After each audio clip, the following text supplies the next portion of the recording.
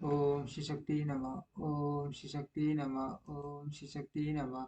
ओम श्री शक्ति नमः।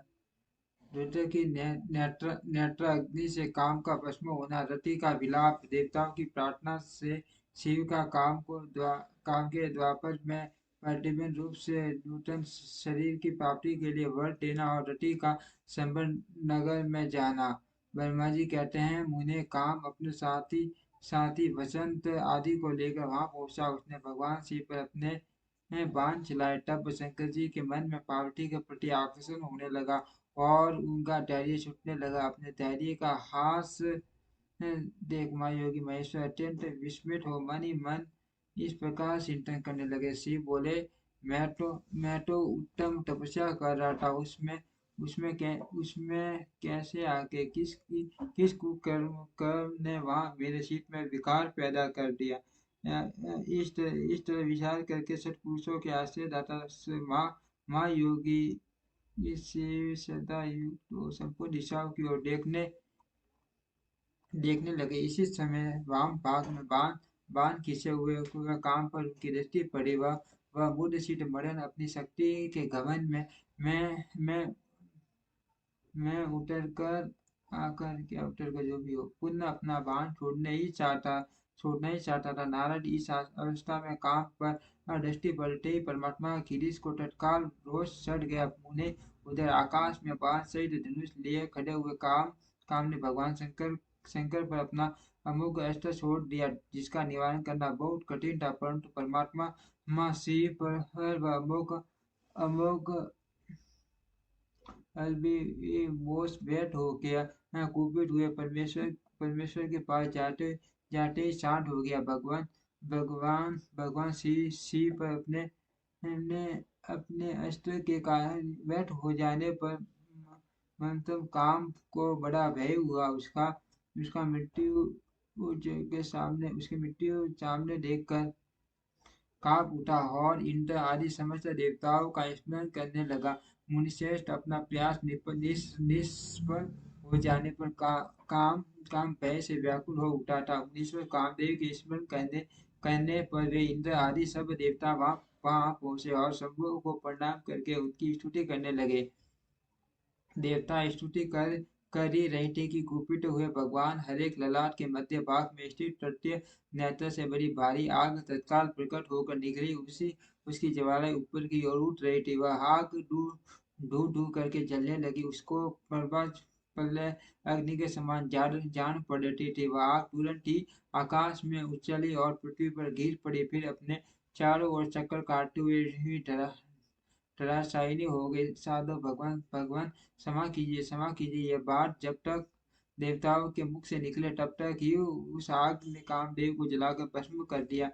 उस वीर कामदेव के मारे जाने पर देवताओं को बड़ा दुख हुआ। वे व्याकुल हो आए, ये क्या हुआ। ऐसा कह के जोर जोर से चित्कार करते हुए रोने बिलखने लगे। उस समय विकट स्थित हुई पार्वती सारा शरीर सफेद पड़ गया था। काट काटो तो खून नहीं।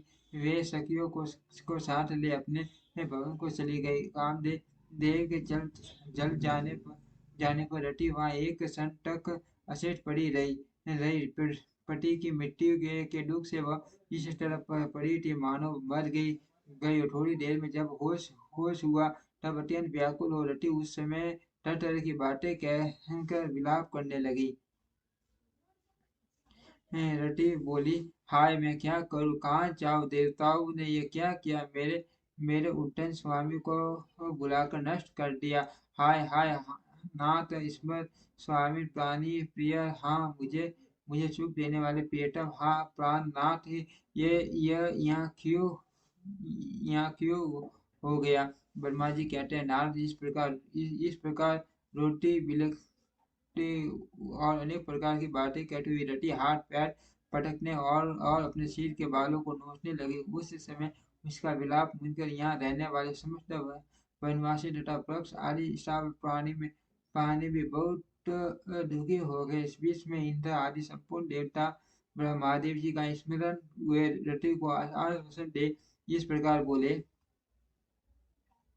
देवताओं ने कहा, तुम काम के शरीर का थोड़ा भस्म लेकर उसे यत्नपूर्वक रखो और छोड़ो। हम सबके स्वामी महादेव जी कामदेव पुनः जीवित कर देंगे और तुम फिर प्रियत्व प्राप्त कर लोगे। कोई किसी को तो दुख देने वाला है और न कोई दुख देने वाला है। सब लोग अपनी अपनी करनी फल भोगते हैं। तुम देवताओं को दोष दे व्यर्थ शोक करती हो। इस प्रकार रति को आश्वासन दे देवता भगवान शिव के पास आए, उन्हें भक्ति भाव से प्रसन्न करके ये बोले। देवताओं ने कहा, भगवान शरणागत वत्सल महेश्वर, आप कृपा करके हमारे इस शुभ वचन को सुनिए। शंकर, आप कामदेव की करतूत पर भलीभांति प्रसन्नता पूर्वक विचार कीजिए। महेश्वर, काम ने जो यह कार्य किया है उसका कोई स्वार्थ नहीं था। दुष्ट तारकासुर से पीड़ित हम सब देवताओं ने मिलकर उससे यह काम कराया है। नाथ शंकर, इसे आप